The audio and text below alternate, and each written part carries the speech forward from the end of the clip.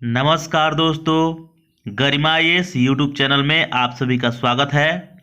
Friends, हम लोग संपूर्ण इतिहास को एमसीक्यूज के फॉर्म में देखने का प्रयास कर रहे थे और इसी कड़ी में आज हम लोग देखेंगे राजपूत काल के बारे में, जिसमें हम लोग मुख्य रूप से राठौर वंश, चौहान वंश, सोलंकी वंश, परमार वंश या चंदेल वंश के बारे में जानने वाले हैं। तो इसमें जो भी प्रश्न है फ्रेंड्स, आप लोग जरूर लगाइए और कमेंट बॉक्स में लिखिए कि आपके कितने प्रश्न सही होते हैं। ये काफ़ी इंपॉर्टेंट प्रश्न इसमें मैंने शामिल किया हुआ है। अगर आप लोग स्टेट पीसीएस की तैयारी कर रहे हैं, किसी भी जीके रिलेटेड एग्जाम की तैयारी कर रहे हैं, तो ये आप लोगों के लिए काफ़ी लाभदायक होगा। यहाँ तक कि अगर आप संघ लोक सेवा आयोग की तैयारी कर रहे हैं, उसमें भी आपको इसे सहायक सिद्ध होगा। तो चलिए हम लोग एक एक करके शुरू करते हैं। उससे पहले मैं बता दूं फ्रेंड्स एक और बात कि यह जो प्लेलिस्ट है, मैंने मध्यकालीन इतिहास के नाम से, एमसीक्यूज के नाम से प्लेलिस्ट बनाया है और उसमें सारे वीडियो को कंपाइल किया है। आप लोग उस प्लेलिस्ट को देखिए और अच्छे तरीके से समझने का प्रयास कीजिए।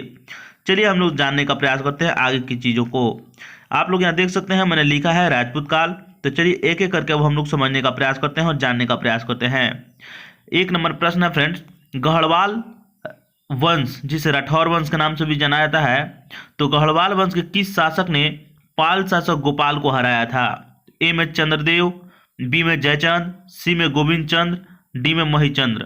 तो इसका आंसर ए होगा जयचंद्र। ध्यान में रखिएगा, जयचंद्र ने जो था फ्रेंड्स, पाल शासक गोपाल को हराया था। और जयचंद्र क्या था? तो गढ़वाल वंश का शासक था। इतने चीजें समझ में आया होगा। आइए दो नंबर प्रश्न को देख लेते हैं फ्रेंड्स। दो नंबर प्रश्न है फ्रेंड्स, चंद्रदेव ने मुस्लिमों पर तरुक्ष दंड नाम का कर लगाया था, जो था धार्मिक कर ए में, बी में युद्ध पर आने वाला कर, सी में भूमि कर और डी में इनमें से कोई नहीं। तो इसका आंसर होगा फ्रेंड्स युद्ध पर आने वाला कर। कहने का मतलब यह है कि जब भी चंद्रदेव जो है फ्रेंड्स मुस्लिमों से लड़ाई लड़ता था, तो उसमें जो भी उसमें क्षतिपूर्ति होती थी, जो भी खर्च आते थे उस लड़ाई के, वह मुस्लिमों पर ही टैक्स लगा करके वसूला करता था। तो ये बात आप लोगों को समझ में आया होगा। यानी मुस्लिम जो भी कम्युनिटी है उस पर टैक्स लगाया जाता था और जिससे भी युद्ध किया हुआ होता था उसकी क्षति की पूर्ति किया करता था। तो ये जो समझ में आया होगा। तीन नंबर प्रश्न को देख लेते हैं फ्रेंड्स। तीन नंबर प्रश्न है, निम्नलिखित में से राजपूताना के किस क्षेत्र पर वरिक वंश ने शासन किया था? ए में अलवर, बी में अजमेर, सी में बदनौर, डी में बयाना। इसका आंसर होगा फ्रेंड डी नंबर बयाना। ध्यान में रखिएगा, बयाना इसका आंसर होगा। राजपूताना के किस क्षेत्र पर वरिक वंश ने शासन किया था? तो बयाना के क्षेत्र पर। तो वरिक वंश ने बयाना के क्षेत्र पर शासन किया था, जो कि राजपूताना से संबंधित था। चार नंबर प्रश्न को देख लेते हैं फ्रेंड्स। चार नंबर प्रश्न है, बुंदेलखंड पर किस राजपूत शासक ने शासन किया?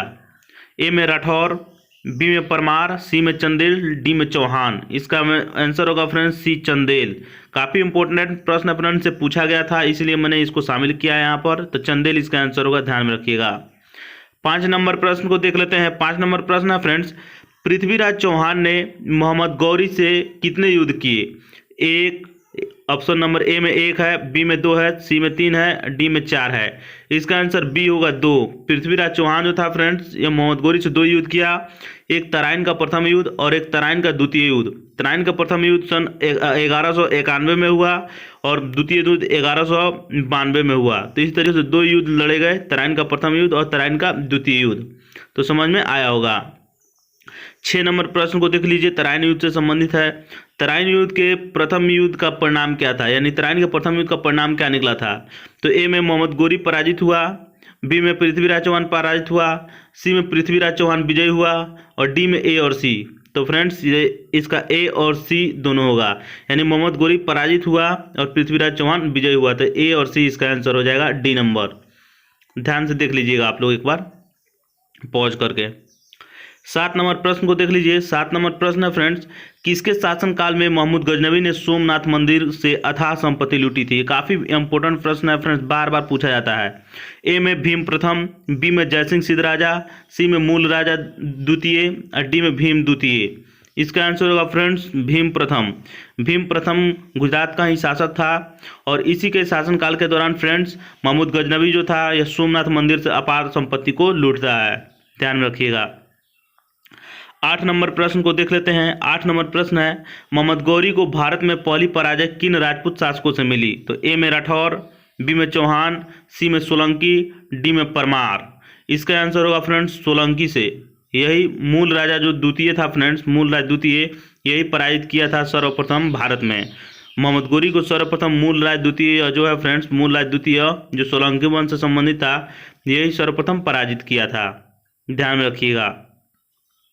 9 नंबर प्रश्न है फ्रेंड्स, चित्तौड़ में त्रिभुवन नारायण मंदिर की स्थापना किसने की? तो राजा भोज, वासुदेव, जयचंद, पृथ्वीराज चौहान। तो इसका आंसर ए होगा राजा भोज। राजा भोज ने ही चित्तौड़ में त्रिभुवन नारायण मंदिर की स्थापना की थी। चित्तौड़ जो है फ्रेंड्स राजस्थान में पड़ता है, ध्यान में रखिएगा।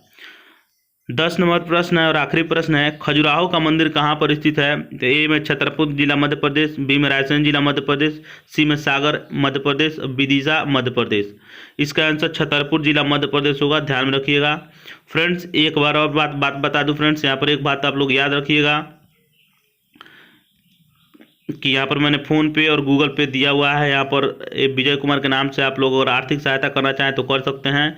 यहाँ पर आप लोग अब दिखेगा आपको 9631125828, यहाँ पर नंबर दिया गया है, विजय कुमार के नाम से होगा, यही नंबर है 9631125828। एक बार और बोल दे रहा हूँ 9631125828। फ़ोन पे या गूगल पे आप लोग सहायता कर सकते हैं, आर्थिक सहायता, ताकि मैं आगे भी वीडियो बनाते रहूँ। चलिए मिलेंगे नेक्स्ट वीडियो में, नमस्कार, धन्यवाद।